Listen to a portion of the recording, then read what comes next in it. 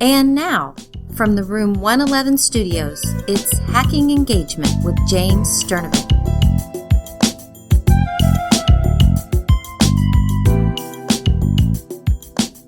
What up, listener? Welcome back to the Hacking Engagement podcast. I'm so glad you're here. You know, it's really beautiful in the state of Ohio in the month of May. Now, we can't say that very often in the state of Ohio. I mean, we have some pretty rough weather, particularly in the wintertime. But man, spring and fall are just gorgeous around here. So I'm in a great mood. And, you know, school's winding down. That's another reason to be in a great mood.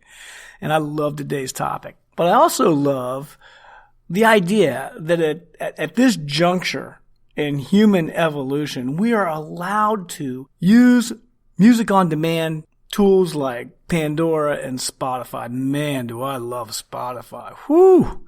You know, I have parties and I put on some of my old school jams and it does the trick.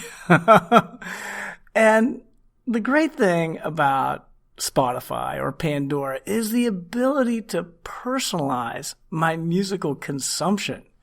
You know, back when I was in high school, if a bad song came on, you were stuck listening to it. That's no longer the case. And it's no longer the case academically, because the same thing that we can do with music, we can now do for learning. And this episode is all about how to create class playlists. Doesn't that have an interesting ring to it? I'm going to have some help in this quest, in this noble quest.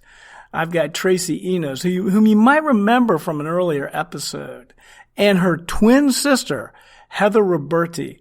These two are the women of West Warwick, Rhode Island, and they're going to come on today, and they're going to explain how you can create class playlists, man. Buckle up. You're going to love this episode. Hey there, listener. Please check out my book, 50 Tips and Tools to Engage Teachers and Learners Daily.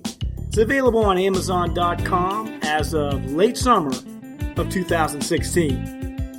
And also check out hacklearning.org. for a cornucopia of teacher empowerment resources. Okay, let's get back to the solutions part of the Hacking Engagement podcast. So here we are in the Room 111 studios, and man, I'm going out east again to God's country. We're going out east to West Warwick, Rhode Island. And we're going to talk to the women of West Warwick. That has a nice ring to it. There you go. And you know, I'm from Ohio. I'm from the prairie. You know, I mean, I talk to someone from New England, I feel stupid because they, you know, there's where all the smart people live. So that's why I'm going out to Rhode Island today to talk to the smart people. And what's cool about this is these young women are sisters, and if I'm not mistaken, they're twins. Is that correct? That's correct. Yeah, we identical twins. Identical twins. Although I can tell a slight difference in their voice, which is crucial because I can't see their faces. Yeah, well, we'll have to put up pictures. It's a doublemint episode of Hacking Engagement today. And I have to say something. I'm talking to Trinas. I know Trina. This is Tracy Enos. I like your Skype picture. Looking good, man. Thank you. So I'm talking to Tracy Enos, who's a 8th grade? Yep, 8th grade. 8th grade language arts teacher. And then, and right beside her is her sister, who's named Heather Roberti, and she is in the process of going from math teacher to elementary guidance to high school or middle guidance. Heather, is that accurate? Well, there's one more I'm going to put in between. So in September, I'm excited because I will have a new position. I'm teaching a STEM class in the middle school. Wow. So from math guidance to STEM. Well, what I feel good about this is sometimes, and I just did an episode last week where I had on a physics teacher, sometimes I get a little too humanities oriented, so it's very important to bring on folks from math and science. I'm so glad you're here. Welcome. Thank you. And Trinos, you're like an old friend. You're always welcome. I don't even need to say it to you, man. Okay, I brought these wonderful young women on today because they're going to talk about something that I think is really relevant to young people. It's relevant to older folks like me because, you know, when I have a party and I put on Spotify, I've got about 7 playlists, and these playlists get it done. They get people moving at my parties. And I've got my 1970s and 80s R&B jam. I've got Dad's old school jams. That sounds kind of creepy, actually. I've got I got Dad's slow jams. I mean, I might have to share this with my kids, but playlists are awesome.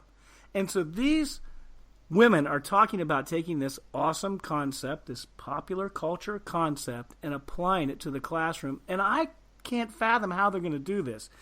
How in the world, ladies, would you take this concept of playlists and apply it to the classroom? What are we talking about? Well, as a math teacher, that's where I began at. I wanted to do something different. I wanted to think out of the box in terms of teaching class because the traditional way wasn't working for all of the students. So I wanted to figure out something that would. And this is when you were working predominantly freshmen. Yep, right? mostly freshmen at that point. So I wanted to do the playlists because I wanted the kids to be a little bit more independent and have more choice in what they were doing. And it also allowed the students to move at their own pace. And then it allowed me to help the students who needed help more. So it didn't lock everybody into the same section every single day, the same assignment. The playlist helped me to deliver it based on what they needed. Well, that's beautiful because some of my playlists my wife is not fond of. Exactly. So when I'm outside and I'm fertilizing the lawn, I can listen to some of my heavy R&B, which she doesn't care much about. So your students can choose the playlist that fits their needs, correct? Yep, exactly. So tell me what exactly they are, because I can visualize a musical playlist. What's a playlist look like in a class? For me, it would be based on a section. When I was doing the math, I had one section for each playlist. So the beginning was like a review assignment, and I love digital tools that keep them engaged. Mm-hmm. So there were a lot of like using digital different things, like Brain Rush, Formative, Edpuzzle. Mm-hmm. So we typically started off with a review assignment, and then my notes, I gave them in Edpuzzle. I would videotape myself giving the notes, which I loved, and the kids loved too, because at that point they could pause it, they could rewind it, they could have access to it anytime they needed to. Yep. I was able to use Edpuzzle's question features in order to assess how they understood. Right. So once they finished the notes, they would come up to me and we would talk about their answers in Edpuzzle to make sure they understood it. And then they would get some practice time that differed on a whole bunch of different things. I was able to put in videos and things like that for them to look at. One of my favorite parts is at the end, I would give them a Google form, and I would say, take this to see if you're ready to just try to meet the standards. At the end of each section, they had to meet the standards. So they would take I called it like the Are You Ready form, and then they would come see me. And Google Forms is so nice because, I could see right away how they did.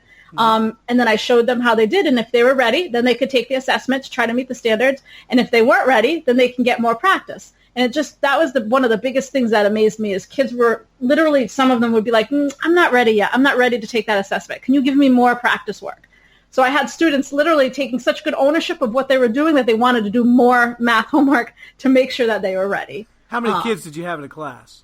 I have about 20. What was your biggest? What was your biggest class?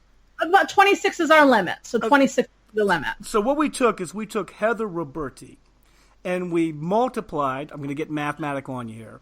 We multiplied you by 26. Exactly.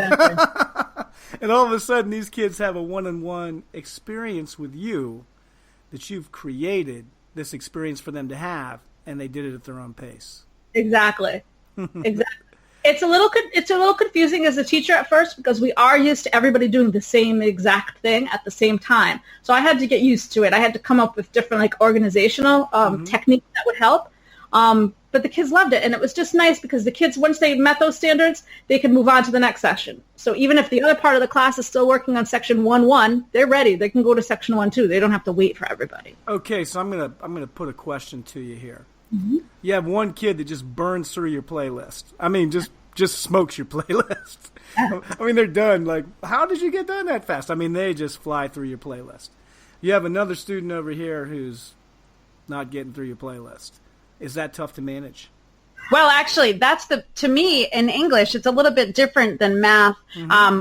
we are not leveled at all in my classes. So I've got a wide variety of classes. So literally the playlists themselves are it's just a list of activities on a Google Doc. So, we push those out through Google Classroom.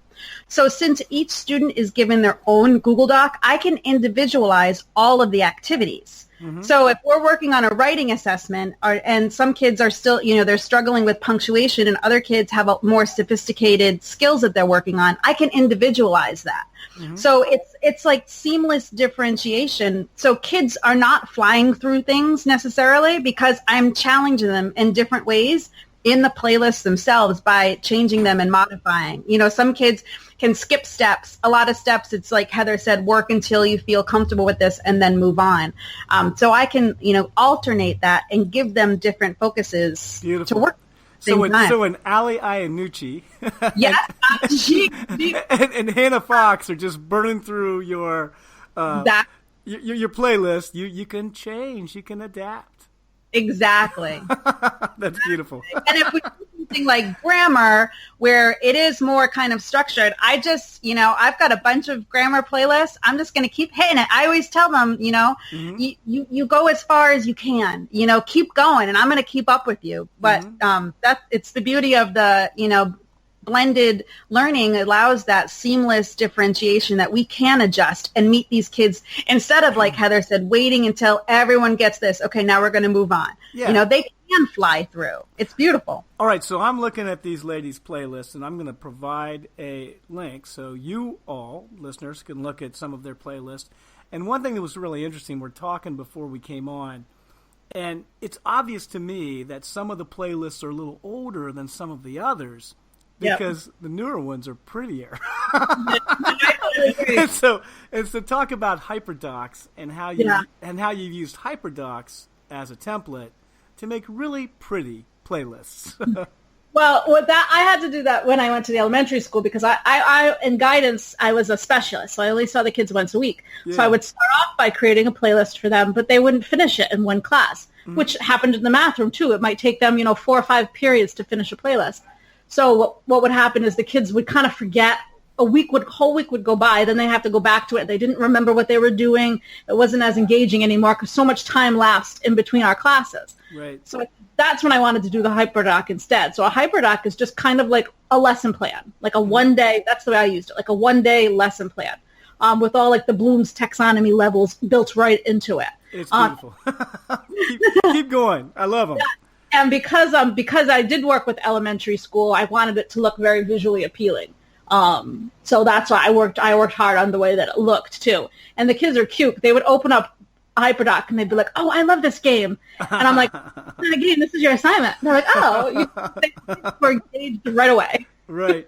And it's something that this is what I like to think of like a Hyperdoc, and it sounds like you're doing this with a playlist too. A couple of years ago, I was looking at some of my assignments on Google Classroom, and I just had this massive amount of stuff, just stacked up underneath one another. And I started using Hyperdocs, and now all of a sudden it's organized and it's attractive, and it's in one document, and I like that a lot better. Yeah. Okay, so let's say that someone walks into your classroom and your students are just jamming to their playlists, and what's someone going to see?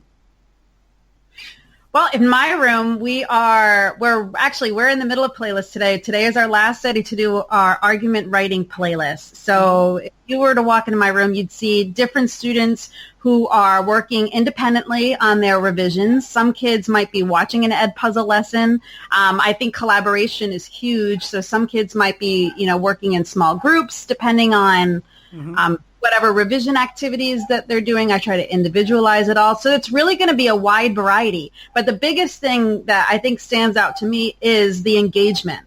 Right. So the kids are, for the most part, 100% engaged because they know exactly what needs to be done. It's right there in front of, there's no lag time as they're waiting for someone else to catch up, but they're focused and engaged. And I know with my playlist, there's usually a lot of choice as well. So they have a lot of authority and ownership over what they do. So it's going to be, there's some small groups, there's some big groups. I'm walking around like a waitress is usually what happens. I'm going to this group, and I get so much one-on-one time with the kids. It's fantastic. But it probably might look a little bit chaotic to some if they're walking through, but there's a lot of, there might be like 7 different mini lessons, like you said, 7 little Miss Enuses all around, That's awesome. and kind of doing different things. Yeah. So it's fantastic. So it's pretty exciting. All right. Go ahead. I'm sorry. One more. I just think the collaboration part is important too. So like if you walk into one of my guidance classes, you'll see kids collaborating, not with just people in their class, not with just people in their grade, but I do 2 schools. So they have the chance to collaborate and look at responses and base their answers on students that they're not even in the same class or school with, which I think is pretty cool. Yeah, that is cool. It's so hard for a lot of people who have been out of education to really visualize this, but things are changing so fast. And I really think that this concept of self-directed learning is just the way things are going. I mean, if you're battling against this, you're battling against history. You're not going to win either. So I'm really on board with what you ladies are doing. I want you, as we close out here, to give teachers a piece of advice, something they can do tomorrow to take a first step towards making their class like the wonderful classes you described. My piece of advice would be to go with a hyperdoc at first, because it's simplify it to one lesson. Yeah. So, like, think about one lesson that you want to do, and you just use those, like you said, they have the templates, so they're headings. So, like, how do you want to engage at the beginning? How do they want to learn from the expert? How do they want to collaborate and reflect, or something like that? You can just use it just for one lesson. So really start small. Yeah, start small. And I'm going to put a link on my show notes I use hyperdocs. The hyperdocs girls, isn't that what they're called? Yeah. Yes. The hyperdocs. Bless your heart, hyperdocs girls. If you're listening, we love you. All right. For me, and my suggestion would be, this is what it spurred me to do this. Just find a place in your curriculum where you have the most, varied amount of levels, or interests, or something that, a whole that you're like, how can I meet everyone's needs? And like, this is a good option just to kind of try it and see. I did a writing workshop, but anything working on an essay or something where you can individualize it, try using a playlist so that you can meet those individual needs. Because we're told we're supposed to, but it's almost impossible without these tech tools, to really do that. So I would say, look at your curriculum, find a spot where it makes sense to have kids working at their own pace or having choice over what they do, because of levels or interests, and try using that. And a lot of times we're told we're supposed to by administrators who weren't teaching when this was taking place. Exactly.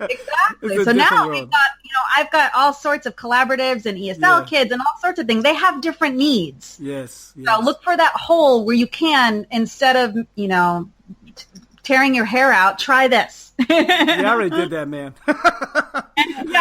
And find a partner, find a friend who will help make these with you, because that's always really fun. Yes, that's a great suggestion. Well, look, you guys are great. You're always great, Trinos, and Heather, you're great too. I just met you 20 minutes ago, but you're great too. Thanks so much for taking this time out, guys. You got to try this. Playlists, hyperdocs. There's a dynamite concept right there, and it'll empower your students.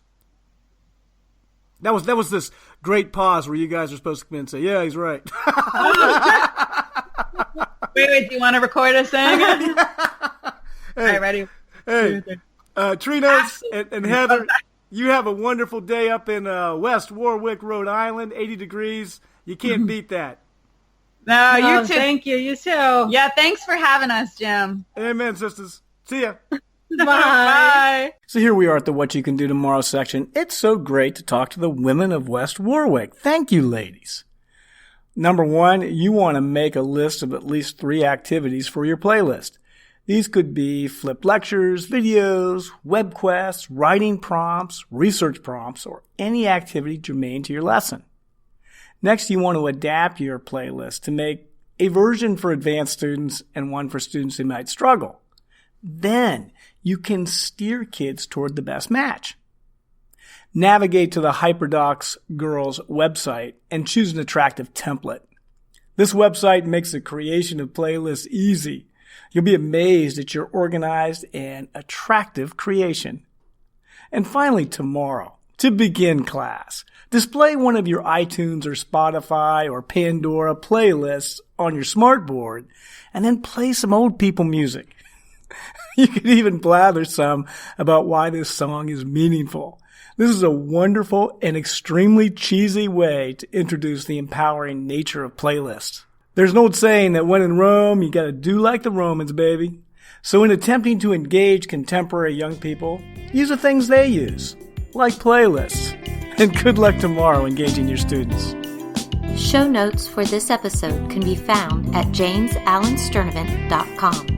If you enjoy Hacking Engagement, please subscribe, rate, and review us on iTunes.